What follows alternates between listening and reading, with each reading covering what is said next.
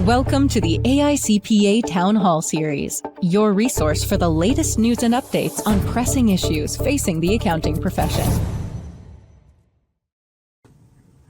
Good afternoon and welcome to the AICPA Town Hall. I'm Eric Auskerson, one of your hosts for today. Today is September 25th, 2025, and we've got a full show for you as usual.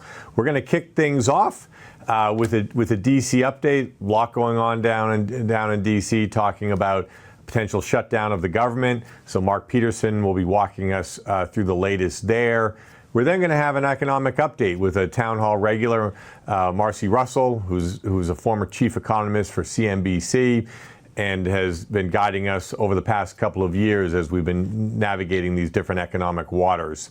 We're then going to have the technical update from Melanie Lauritzen, and we're going to close out with some really interesting map survey results from Lisa Simpson and Aaron Hartman. But now let me bring up Mark Peterson. Mark, great to see you. It looks like I know you're in the studio, it looks like it's sunny in DC. It's always sunny in the studio. We got a little bit of rain here in New York, but Mark, we're days away from September 30th and a lot of discussion about government funding. Yeah, Congress is in recess, but there's just been a lot going on here because we are headed into the potential for another shutdown, Eric. And unfortunately, we've had this conversation many times over the last few years on town halls because we've come to the brink. I will tell you, I do think that this is probably more likely than not for a couple different circumstances. I want to talk you through that. And then I'll take you through a couple other kind of historic slides about, why does this keep happening? And how did we get here? And then I've got some other issues that we're getting some questions about and are kind of in the front of the news. But just to kind of lay out where we are right now. So before Congress left for the congressional recess, the House Republicans passed a clean continuing resolution, which is basically funding at the current levels until November 21st. Okay. The concept is that will give the appropriators more time to get their work done. Now, having said that, none of the 12 appropriations bills have actually made it to the president to be signed. So there's a lot of work to do. Okay. So the House passed that, would have extended the government funding at current levels until the 21st, went over to the Senate. Now, I'll remind you, it takes 60 votes in the Senate as it relates to government funding. Leader Thune put that proposal on the Senate floor, and it did not get enough votes. Actually lost two Republicans, Murkowski and Rand Paul from Kentucky, and then picked up one Democrat, Fetterman from Pennsylvania, for different reasons. But basically, it was a test vote to see if they could get to the 60 votes required to keep the government open. The House can pass it with just the Republican majority, which is narrow, but they do have enough. But the Senate, in order to get this done, is going to have to come up with a bipartisan package that will attract those votes. So that was the clean CR to the 21st. The counter proposal that came in from the Senate Democrats was a package that included making permanent the tax credits for the ACA premiums, okay, that are going to be expiring.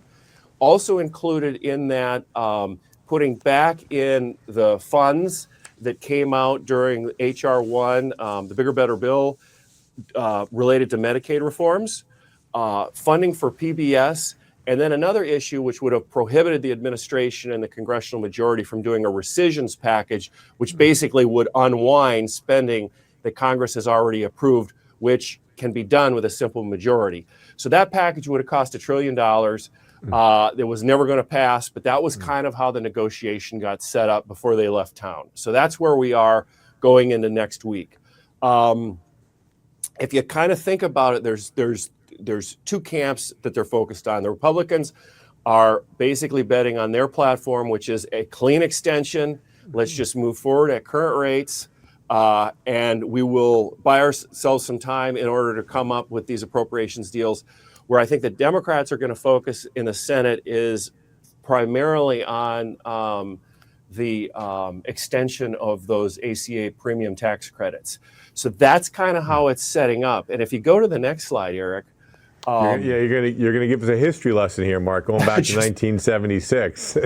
I know. A lot of these shutdowns would occur over weekends. Sometimes it was because they had to get the bill done literally when they were working off of paper. They just needed to buy some time to consummate the deal. The average is 21 days, although most of these have been very, very short shutdowns.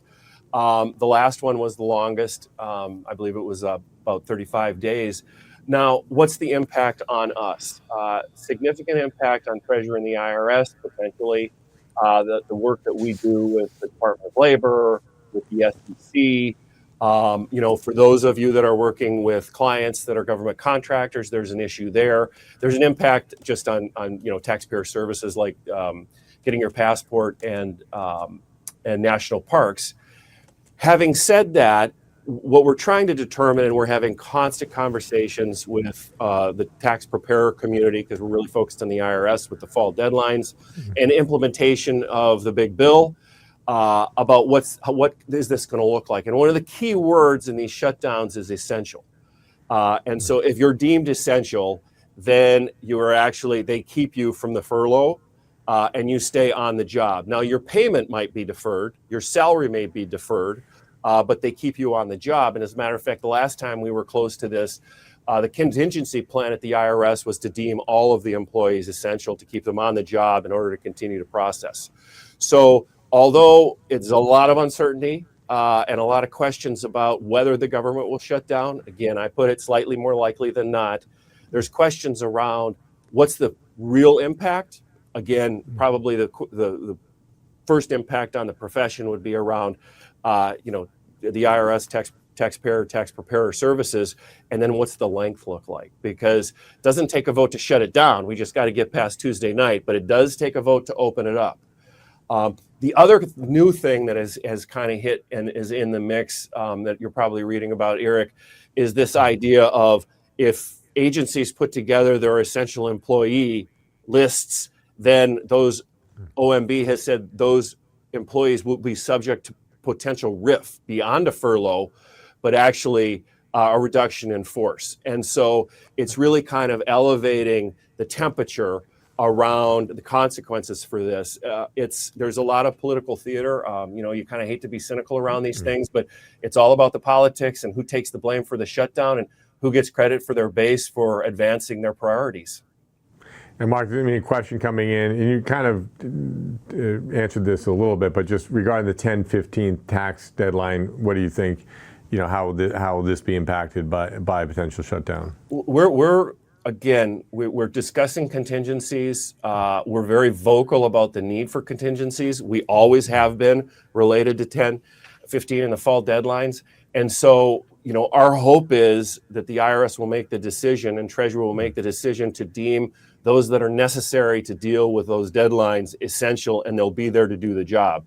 Still, there's been a lot of stress on all the agencies as they've kind of gone through this right-sizing exercise. We had anticipated a lot more problems that we had during the filing season at the beginning of the year. We'll see how this goes, but be rest assured we're being very vocal that they're prepared for us. So, and then here, Eric, this is why do we keep getting into this, these shutdowns? And what this is a graph, again, gives you a little history, but it shows the number of these continuing resolutions in a year. And so what happens, and this could happen this time, is sometimes they get very close to a deal, but they need a little more time, but they're at the shutdown, so they extend it a week to keep negotiated, or 2 weeks. Sometimes the best decision, they believe from a political perspective, is to do a long-term extension. And you can see that the regular order process of passing those appropriations bills, sending them to the president, we haven't seen those, because if you look at the circles, those are the length of times of these continuing resolutions, which again are not regular order. And so I think it's the narrowness of the majorities that we've been seeing, and it's also the challenge in actually getting these appropriations bills done and signed. And then what happens is we run into this potential for a government shutdown, which could be a real challenge for the profession. Okay, well, we'll see. And you said more likely than not, we'll see how it all turns out. We'll all be watching. There's a number of other big, not big, but just developments as usual coming out of, the regulatory agencies. Yeah, we've heard, the chair of the SEC, Atkins, has talked about the concept of ending the quarterly reporting requirements. This is not new. There were conversations going on in 2018 from the president. The president has jumped in, concept is, to lower burdens or perceived burdens on companies by these reporting requirements, to incentivize long-termism and, kind of get away from the focus on the quarterly reports. Europe has moved forward with this going back to, I believe it's 2013, although there are some inconsistencies of requirements in between countries. So, where we are is, we want quality, we want comparability, we want transparency, and we want things that, it's easy for investors to understand. And, the goal here is that they have a really thoughtful process to make sure there aren't any unintended consequences as we move forward. There's been some support from Congress about this concept. Atkins has talked about maybe moving forward with a rulemaking. There's been some challenge to this concept from Congress. So it's kind of a mixed reaction out there, but it's definitely getting a little press, and the president's pushing it as well. Another one, we're getting a lot of questions on this one. So this came out recently, proposed legislation that would put a 25% tax on outsourcing on payments to basically doing outsourcing work outside of the U.S.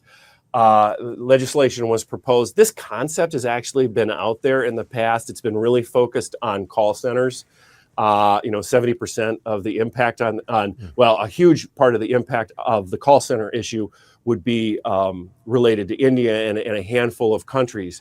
But this is written much more broadly than that. And so we have seen previous legislation that was kind of narrow, related to putting some basic tax on this outsourcing payments in order to incentivize coming back home with those jobs. This is much broader than just the call centers. Right now, I don't see a legislative path for it, but I will tell you that because of observing some history, we have seen both sides of the aisle interested in this. And as we've seen kind of the populists grow in both the Republicans and the Democrats, this is the kind of thing that will get some level of support. But it's with the time left and what they have in front of them, it's hard to see that legislative route. Although there is a possibility the administration could try and do something administratively. And interesting, there's people on both sides of this issue as well as this issue here, Mark. So this is a little bit different. That's another outsourcing, and this is about bringing individuals from abroad into the U.S. through the H-1B visa program. Yep, high skilled. So this is another one that kind of surprised the business community, came out of the administration with a proclamation. President Trump's using his executive powers very, very aggressively. And the concept is putting a $100,000 fee on the companies that are sponsoring these H-1B candidates to come over to the U.S. to do these roles. Significantly increasing what was a couple grand for an employer and a couple $100 for the employee up until this proclamation. Lots of questions erupted after the proclamation was made. You had people scrambling to whether they should be leaving the country or not. This is not related to current H-1Bs, but potential H-1B candidates. A lot of this is going to hit India. 70% is focused on the H-1Bs that are coming over there. Certain sectors of the economy, clients of town hallers here, as well as some of the town hall firms.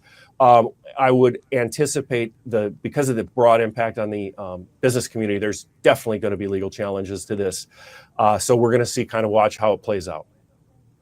Yeah, it's like a tariff on labor here, Mark. It is, exactly. Great update, Mark. A lot of questions coming in. We'll tackle some of them during open forum, so see you in a little bit. Sounds good. Well, I'd like to bring up Marcy Russell, who this town hall community knows very well.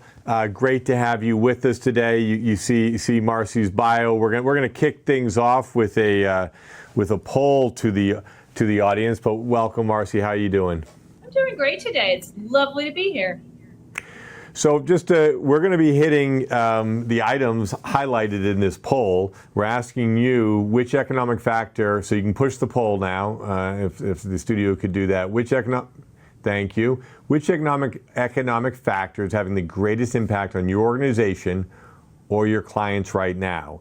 We've got 5 options: inflation, interest rates, hiring challenges, regulatory or tax changes, and tariffs. We're only letting you choose one, and we'll see the results. But as these results are coming in, we'll share the results with the town hall community.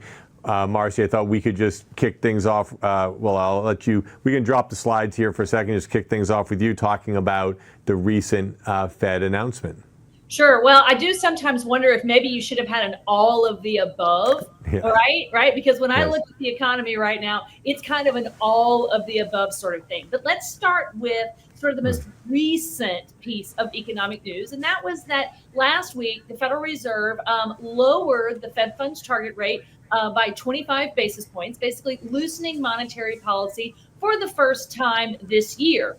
Now, I want to be clear because sort of the headlines are all talking about for the first time this year as if this is some kind of new change in policy. But the reality is the last few changes in monetary policy have been cuts to rates. And so in order to put those into perspective, I just wanted to sort of pop up a chart and let's do a quick sort of rundown to get everybody on the same page around where is monetary policy right now. And why is the Federal Reserve changing rates, shifting policy around? And I'm going to sort of start with my basic premise, which is that we're moving back to some post-COVID final normalization. So I want you to think about it in terms of that. And in order to understand sort of kind of post-COVID normal, I've taken this chart all the way back to 2008 to illustrate a couple of things. Number one, the Federal Reserve usually cuts rates aggressively, meaning every single meeting, big rate cuts, 50 basis points, 100 basis points in the midst of a crisis. So we can see, obviously, 2008, 2009, most of us remember that was an enormous crisis. Federal Reserve cut rates from over 5% all the way down to zero. And they hit what economists call the lower bound, right, which of course is zero. And because they couldn't lower policy, they couldn't cut rates any more, they had to turn to extraordinary measures in the form of quantitative easing to further stimulate the economy. Now, we're going to talk about that in a minute. Not yet. Don't bring that chart up yet. But I just want to remind everyone that quantitative easing as a policy began because there was nothing else they could do on the traditional interest rate front, the Fed funds target rate, that short-term interest rate. It's just an overnight rate on a very small portion of the economy, quite frankly. It's just an overnight rate, and it's the traditional lever of monetary policy. It's what they typically use. But if it goes to zero, they don't have anything left. And so that's why they shifted to quantitative easing. And you can see from this chart that from 2009 to 2016, for 7 years, interest rates were essentially zero because the economy was so weak during that period of time. Now, they began to very slowly and steadily raise rates in the late 2010s as a reflection of the fact that that crisis had gone away and they were normalizing policy until the next crisis came along, and that was COVID-19. Now you can see on this chart, there's a little cream color line. That's the very short, severe COVID-19 recession. And again, the Federal Reserve in the midst of a crisis dropped rates significantly. See how they cut them from about 2% again to zero, left them there for 2 years. And at that point, inflation had come back around and reared its ugly head. Now, we really hadn't had any significant inflation since the 1990s, quite frankly. But they cut rates aggressively. A series of things happened that we've talked about in this town hall before, and I don't have time to go over them right now. But inflation hit about 8%. So this sort of forced the Fed to deal with the other part of their mandate, right? So they have a mandate to maximize employment, but also to maintain low inflation. So they've got these two things going on, right? They've got to keep employment high, but they also have to keep inflation low. So inflation became the major risk. They hiked rates aggressively. Inflation went from 8% down to 3%. So it's not at their 2% target rate, but it is coming down in a way that made them comfortable last year to begin to lower rates. Now, the funny thing is, Eric, nobody really knows what's the right interest rate for the economy. You basically can't look at anything for a direct answer. You have to look at sort of signals from other things, right? And so one of the signals that maybe policy is a little too tight, interest rates are a little high, is weakness in the labor market. And we have certainly seen hiring slow down. We have certainly seen weak job growth. Now, we haven't seen the massive layoffs that tend to accompany a recession.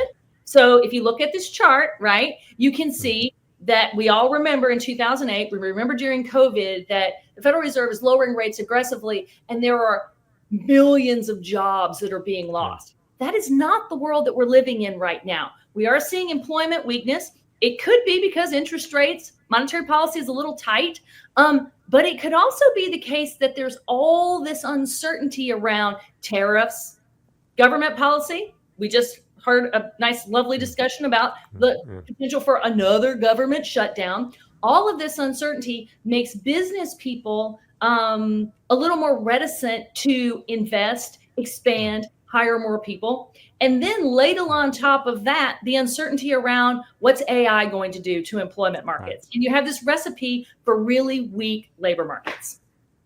We've got some questions and comments coming in, and one comment just is you look at the last 15 years, comment was unnaturally low interest rates. I mean, and we know the real estate industry really enjoyed the mortgage rates that we had for most of the past 15 years, except for the past couple of years, which kind of shocked the real estate industry.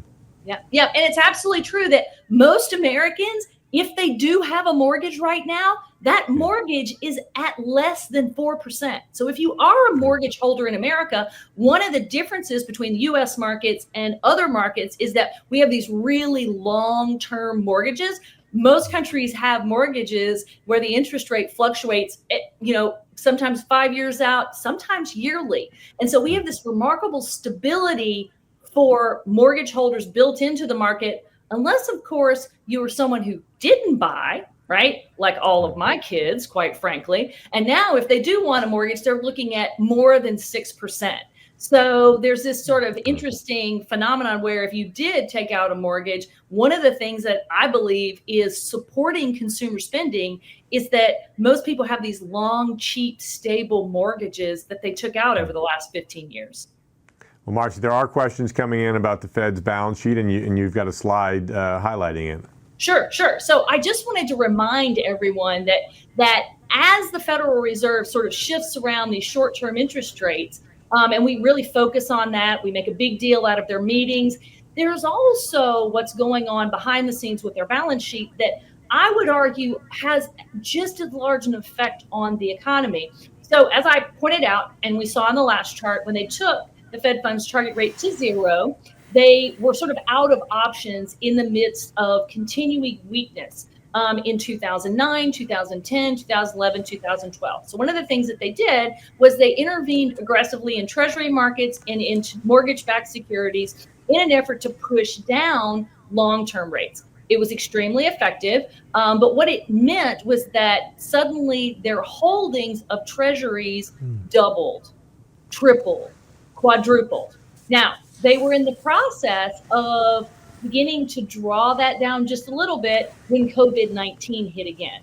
So in the face of COVID-19 and all of that turmoil in financial markets, they went on another bond buying spree so that their balance sheet topped out at $9 trillion, right? So for a $33 trillion economy, that's really probably too big. I mean, right now, again, it's one of those things where we don't know exactly the right size, what's appropriate for their balance sheet. So we have to look to other indicators as they begin to roll down and normalize the balance sheet.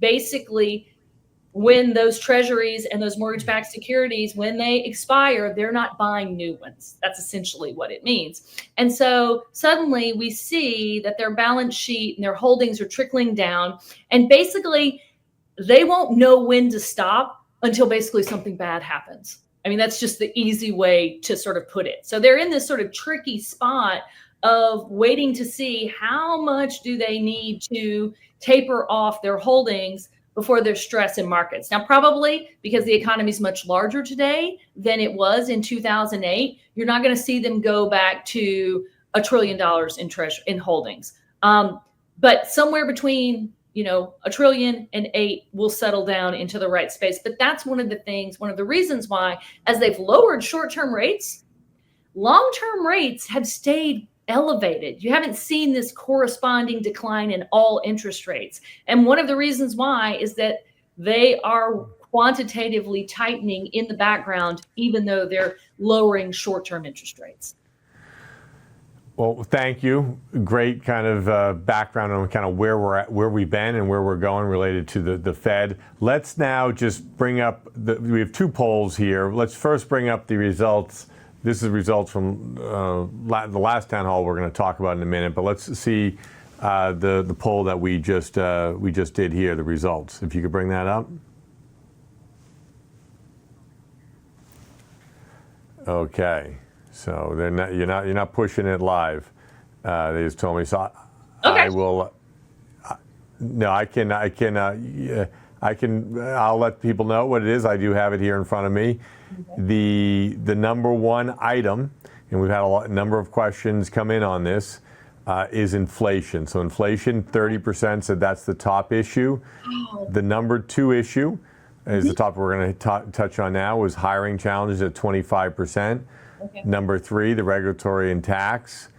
4, interest rates at 14%, and then tariffs at 13%. So once again, inflation number 1, followed by hiring challenges. So wow. So according to the response from these polls, right, it would suggest that the Federal Reserve probably doesn't need to lower short-term rates aggressively. If indeed inflation is still the problem that everyone is seeing out there, then if I was just taking this poll into account, now granted, the economy is much bigger than this poll, but there's information here, right? You're representing industries across the economy. And if higher prices and inflation are really the problem, then don't expect that the Federal Reserve is going to continue at every single meeting to cut rates. And they're certainly not going to take them down to 2% or 1%, because this would push inflation back up into those worrisome levels like we saw 2 years ago. Well, so many of these, the individuals in the call, they're in businesses that might be mid-sized, or they're supporting mid-sized and small businesses. So clearly the inflation's a big factor for them. This was the results, Marcy, and we were going to talk to you a little bit about the labor market. This was the result from the last town hall, and you and I talked about this yesterday, where we asked them, are you having more challenges filling your role? Or where are they at right now? 43% not hiring. 25% said the challenges are the same as last year. More challenging had it at 21%, and not an issue at 11%. So I know you commented when you looked at this. I mean, you felt like we're back at 2019.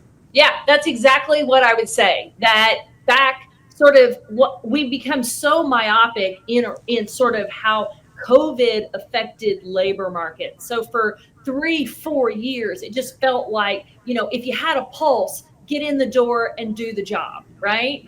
Because labor was so hard to find. That market is done and over with.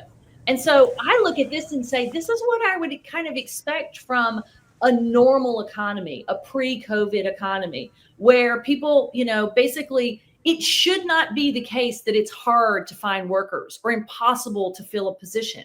In a thriving normal economy, that shouldn't be hard. And so in some ways, I look at this and say, that's actually good news rather than bad news, because it suggests that the world is sort of getting back to some normal.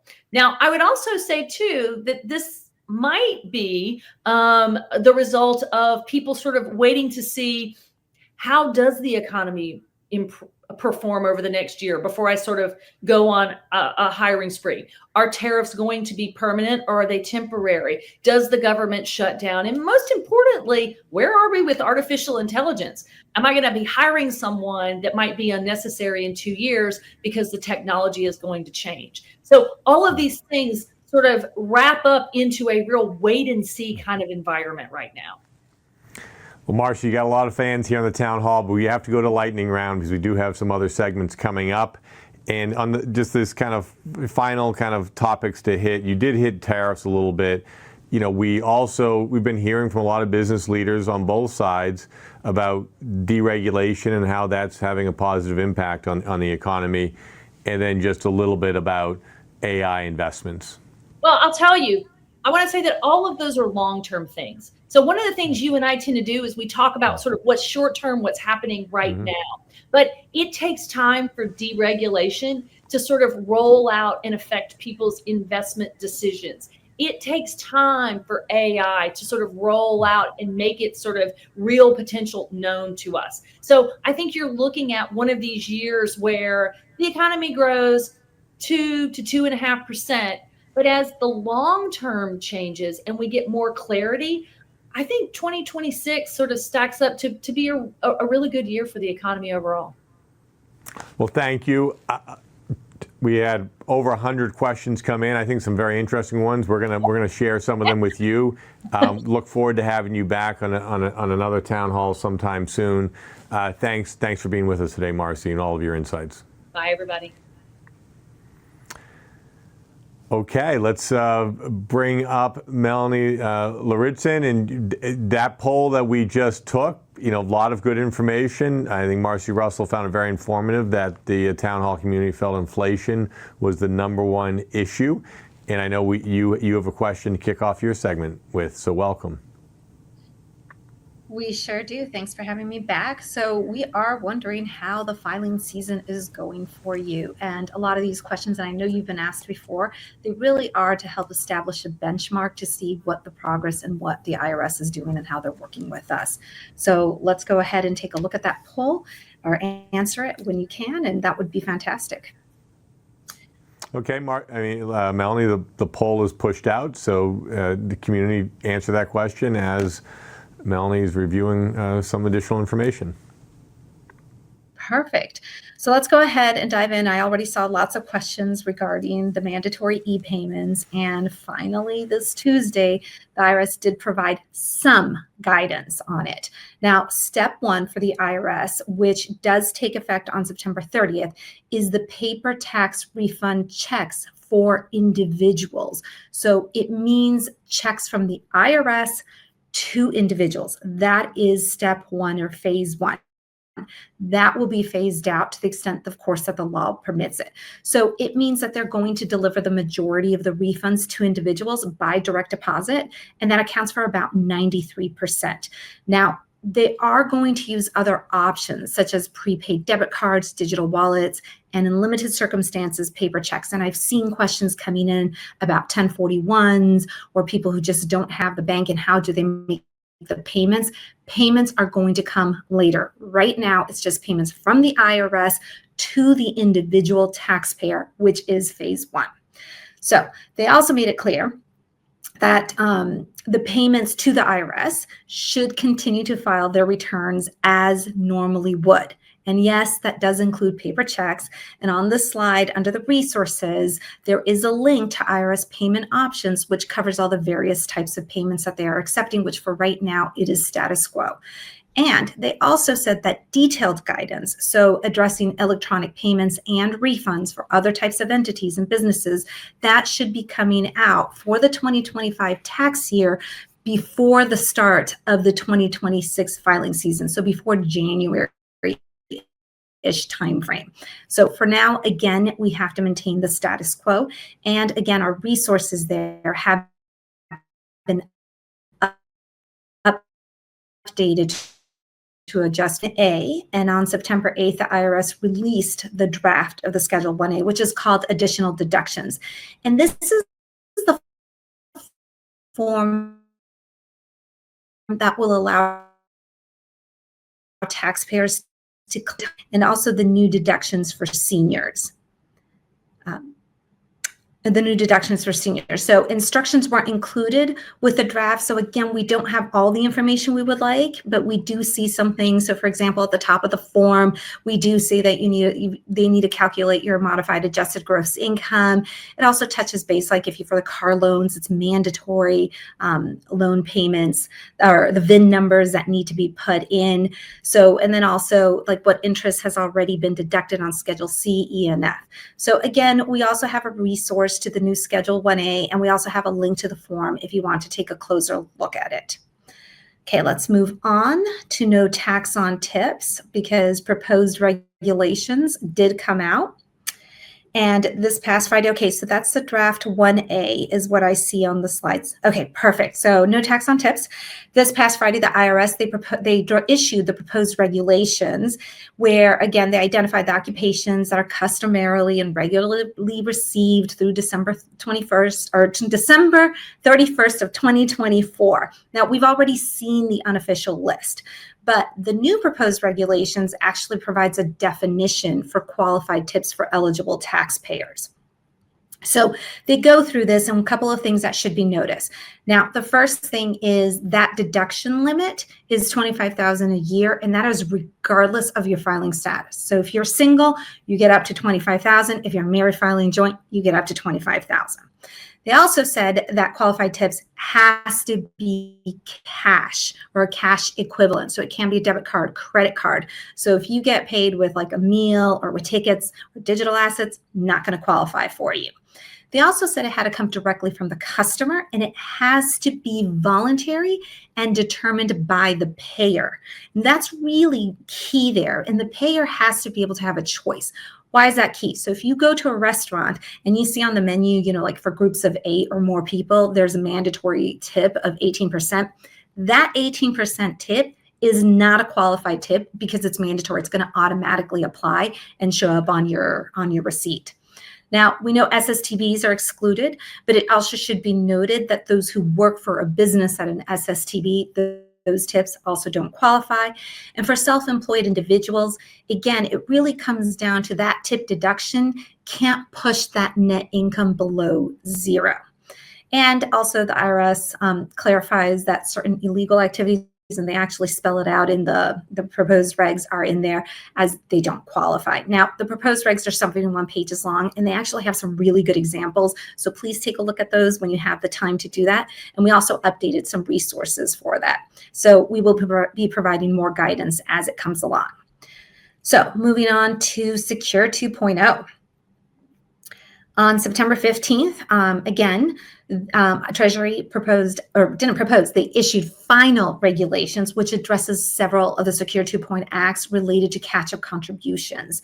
And so they really are talking about, for example, the catch-up contributions made by certain high-income participants that needs to be designated as an after-tax Roth contribution. They also provide guidance for administrators to implement the Roth catch-up rules. And they also provide guidance for those particular employees between the ages of 60 to 63 or those that are newly established with simple plans. Now, it has to be noted that the final regulations are different than the proposed regulations. And the key that has to be said is that compliance for 2026 is mandatory by statute with good faith latitude on the mechanics until the regulations are locked in for 2027. So there are planning opportunities for both businesses and individuals. And for 2 weeks, we have some PFP resources, a summary, and also a client advisory letter that are open. Moving on to disaster relief on this next slide. Wisconsin, those who suffered severe weather, they now have through February 2nd to be able to get relief or to file and pay taxes. But we also have some new resources. So 2 separate things. And those resources aren't related to Wisconsin, but just disaster relief.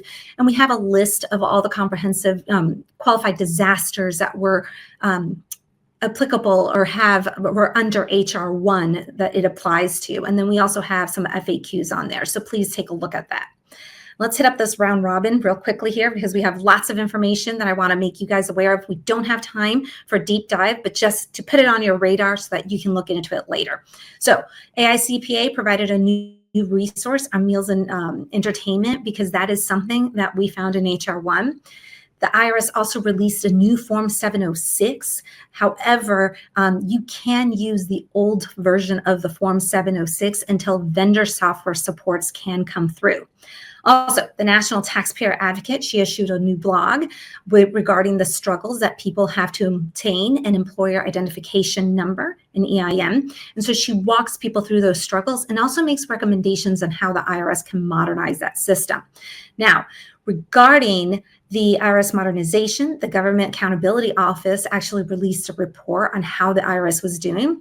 And they actually were on schedule through 2024 through various programs. But with the modernized programs, there was a pause in that. Treasury put a pause, but they will be reestablishing, and we will see a strategic plan in February. Also, social media scams, nothing new with those. However, they become more prominent, and the IRS is actually issuing penalties. And they've issued so far 32,000 penalties, and it's costing taxpayers over $162 million. So please keep informed and pay attention. It's true, and they can deduct all sorts of things. Eric, did you have a question? We've got a lot of questions. I mean, every now and then it's been a little choppy sometimes coming in, so that's something we're trying to address with the audio. Okay. So last thing, National Tax Conference. I just want to push that there. It's coming out together, and we're looking at. Soon we'll be able to give some details. We are going to have a resolution center by the IRS at the conference, so soon we'll be releasing details on that. And with that, I turn it over to you, Eric. Yeah. So we got some good questions. We'll be following up with you during the round robin. Great update today, Melanie. So now we're going to pivot and move to the final section of today's town hall with Lisa Simpson and Aaron. And they're in our Durham studio. Again, it looks like it's a beautiful day there in Durham. So welcome, and look forward to hearing the map results. Thanks, Eric. We've always got beautiful weather down here in North Carolina, so come on down. I am happy to have Aaron Hartman in the studio with me, and Aaron has done great work leading the PCPICPA.com map benchmarking survey. So today we're going to jump into some of the results and show you how you can dig in and get even more value out of the survey. So Aaron, tell us a little bit about the survey. How do you feel that who participates? And then we'll get into some of the findings. Yeah, so just to give you an overview, we do the survey every 2 years. We've been doing it since in the 90s. We call this year, we call it the 2025 survey, but it is of fiscal year 2024. So I just want to make that clear. We had a little over 1,400 firms participate, and 1,073 completed the survey. So my point in telling you that is if you participated at all, your results are in the survey, but you might not necessarily get your firm results if you didn't complete particular questions in the survey. The part over to the right, or maybe to your left, is showing participation by net client fees and also by region. And I just want to point out there that 81% of our participants are under $5 million in revenue. And why that's important is, well, we appreciate you doing the survey to start with, but we also report on the median value. We found that is better than using averages because it keeps outliers from skewing the results as much. And on the next slide, we've got some of the key insights that came out of the results. And I think it's pretty good news, Aaron. What do you think? Yeah, I think so. We had pretty solid, steady growth last year. I do want to point out the median year-over-year increase in net total fees. Again, this is overall 6.7%, and that is compared to 2023. Most of what we talk about in the survey is comparing to the last survey. So it would be 2022 to 2024. But for this question, we ask last year information. So we've had an increase of 6.7% overall, and that's pretty representative of each area, each revenue band. That's great. And in the prior survey, firms reported a median growth rate of 9.1%. So we've seen a lower growth rate, but we know that in 21, 22, 23, during those COVID years and high growth years, firms were reporting some very strong growth rates. So 7% almost for this survey seems pretty reasonable to me. Yep. Yep. And I know we talk about it a lot. We talk about beginning salaries altogether, but especially beginning salaries. And we've made tremendous progress this survey. As you can see, the median average growth for bachelor's degree is up 11% to $60,834, and master's up to 17% and $67,750. And this is such an important data point because, as we've talked about with the results of the National Pipeline report, that one of the knocks against accounting as a professional career option is that it's perceived as having low starting salaries. We are seeing improvement. We've seen improvement, substantial improvement over the past 4 or 5 years.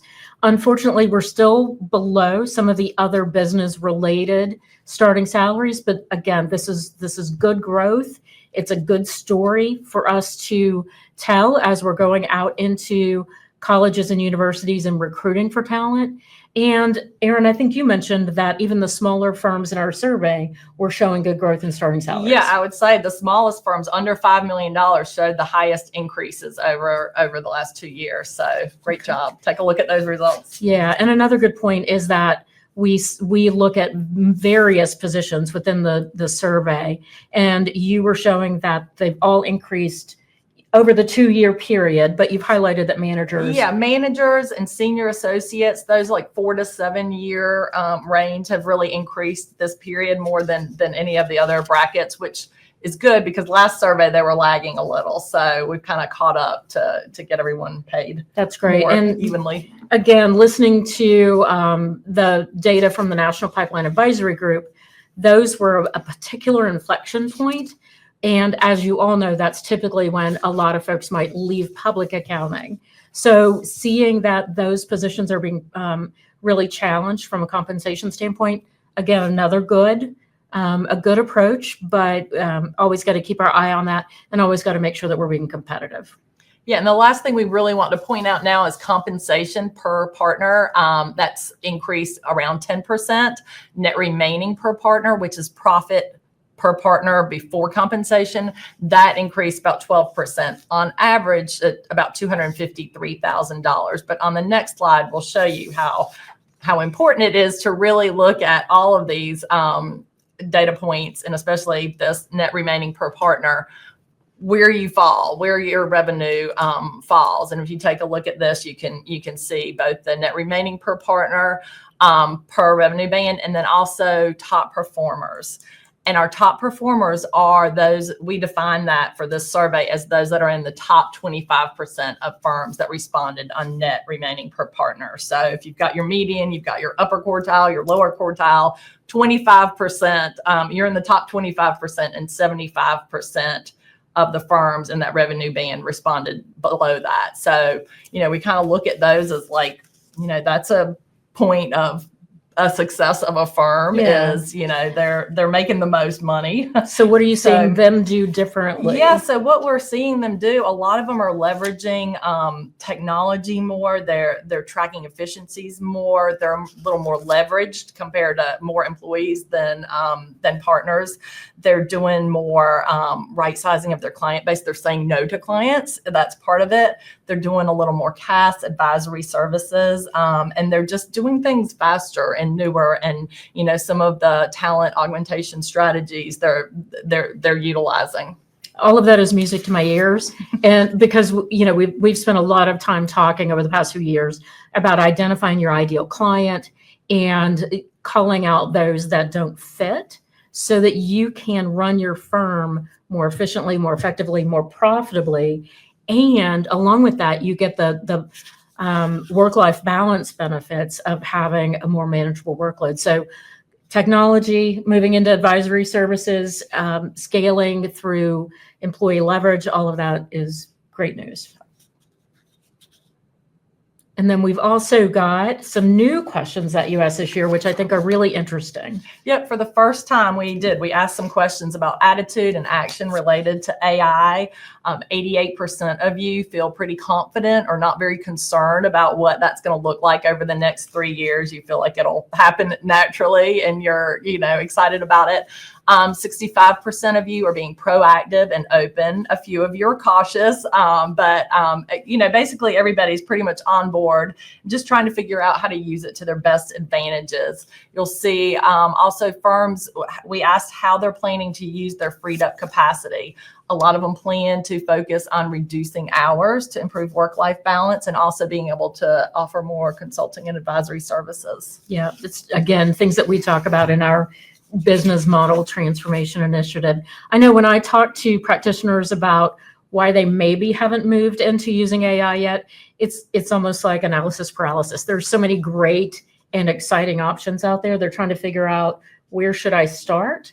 So, I know that Eric and the CPA.com team spend a lot of time trying to distill the key insights and looking into ways that you can really leverage AI effectively. And I think we've got some closing resources to tell you about. And I want to comment on that too. Like, we have seen our top performers who are making those decisions. Like, AI is changing quickly. And, we hear a lot of people say, well, I'm going to wait because there's going to be so many developments. But we'll see a lot of these more profitable firms are making some of those decisions and just making a decision and trying it and seeing what happens. Yeah, that's good. All right. So, Erin, let's talk about what's in the survey really quickly. Okay. So, we just wanted to give you a list. This is not all encompassing. I could only fit so much on the chart, but we just wanted, different firms are going to want to look at different things. We have billing rates, chargeable hours, utilization, realization. If you think your expenses are too high in one area or maybe not high enough, that can cause problems too. Take a look at what we've got. We've also got some new metrics this year. We've mentioned technology, but we also have just future trends with global teams and other types of staffing augmentation policies. And so just take a look at that and see what makes sense, what you want to look at for your firm.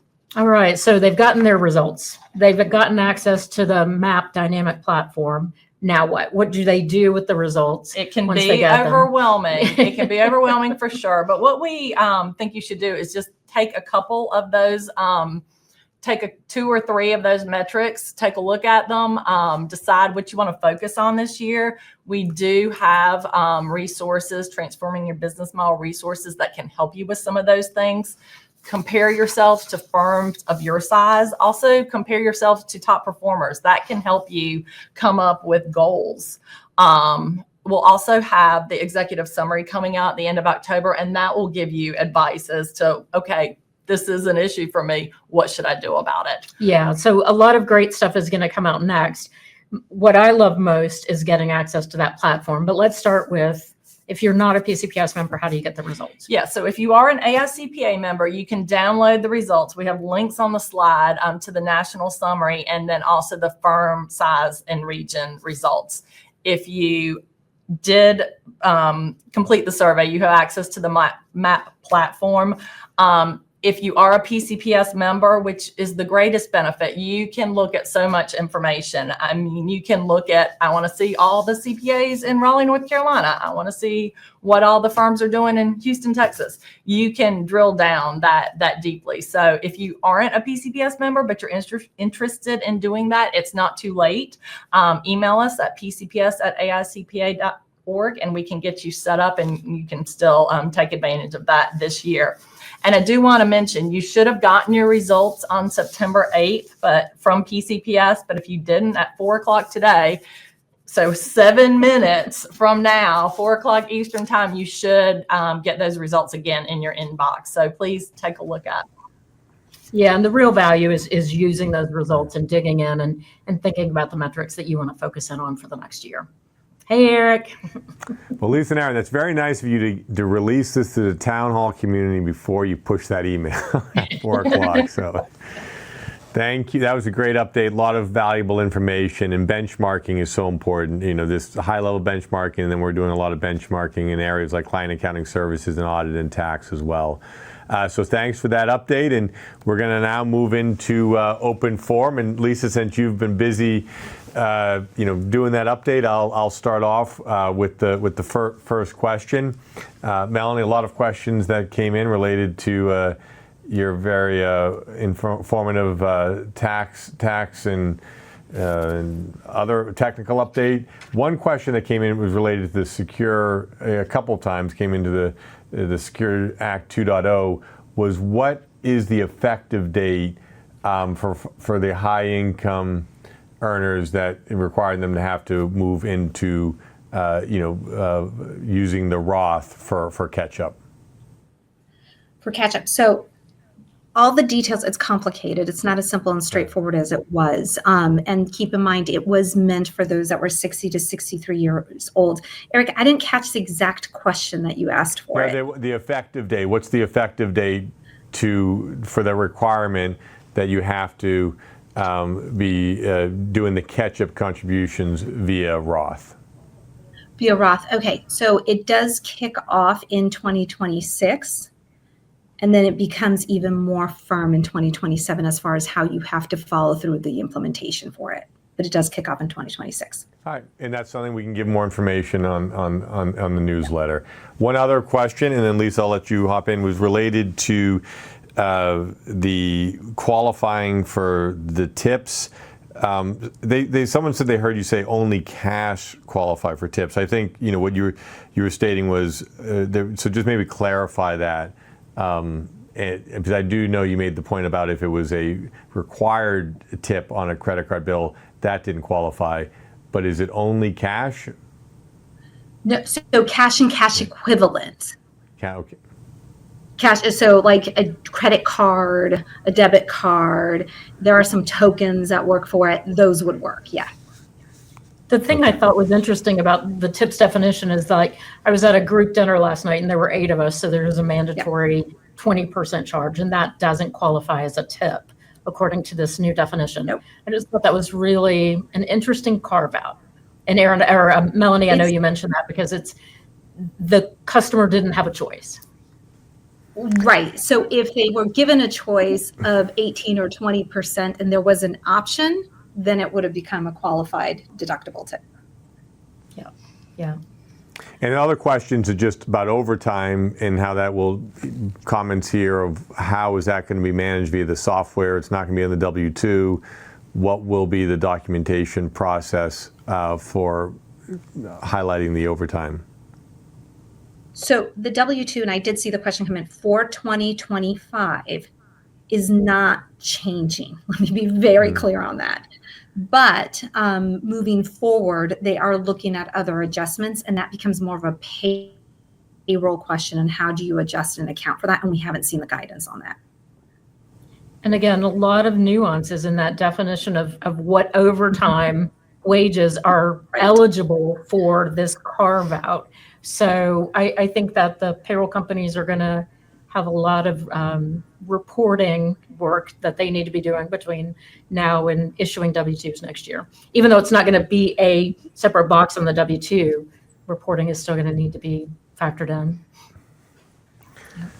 Well, I mean, this is, Mark, a lot of questions on your segment. I guess one broad question. I mean, filing season is still a ways off, but for 2025, what's your thoughts on this government potential shutdown and what that would do for the start of filing season? Well, as we mentioned, that the questions are, when they come back, how long is it for? So they could do a short-termer that is, in the middle of this fall, or they could get us into next spring where you hit both filing seasons, which is just kind of the way that things have been working. So it's yet to be determined. I think the good news on this is, although I do think it's more likely than not, it's possible they could get a deal, but it's hard to see where they come together at the moment. Could be a short shutdown, could be a longer one. The conversations we're having is how important it is that there's contingency planning going on at the IRS and they're ready to take care of taxpayers and preparers, and we'll keep that up. So we know that's a pinch point and it creates anxiety, but we're on it. Thanks, Mark. Well, a great town hall today. I just want to thank the town hall community. Over 500 questions came in today. They're very helpful. Lots of questions. We also need to get Dan Snyder maybe up here. A lot of questions related to Secure Act 2.0, the implementation of the BBB bill and tips and overtime. So a lot for us to talk about on upcoming town halls. But thanks to the community here, Lisa, for how they just engage with us. So why don't you and I now just take them through some of these closing slides, which has some additional resources. So thanks, Mark and Melanie and Aaron. And as we look here, Lisa already mentioned this. We've got a number of AI resources, a toolkit. We've got a monthly newsletter that we're putting out. You can learn more about both of these at the cpa.com/AI URL. We also have a number of different tools to help you grow and expand your client advisory services area. This area is being highly impacted by AI, more and more automation going into the accounting work.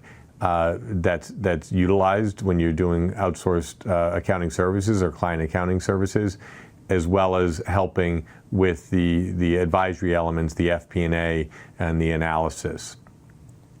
Lisa? And Eric, we're approaching the deadline for members to volunteer to serve on an AICPA committee or a technical resource panel. So it's October 1st. We've given you a QR code and a link to apply. We would really encourage you to apply for committees and make sure that your voice is being heard. Lots of different opportunities. If you have any questions, you can email pcps@aicpa.org and we'll help you find a committee.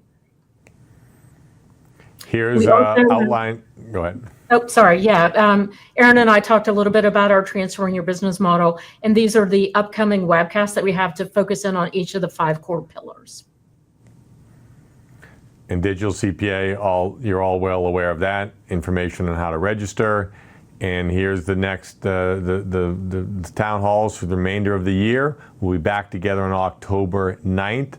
Great being with you today. Lisa, great being with you. Thanks, everyone. Thank you for your participation.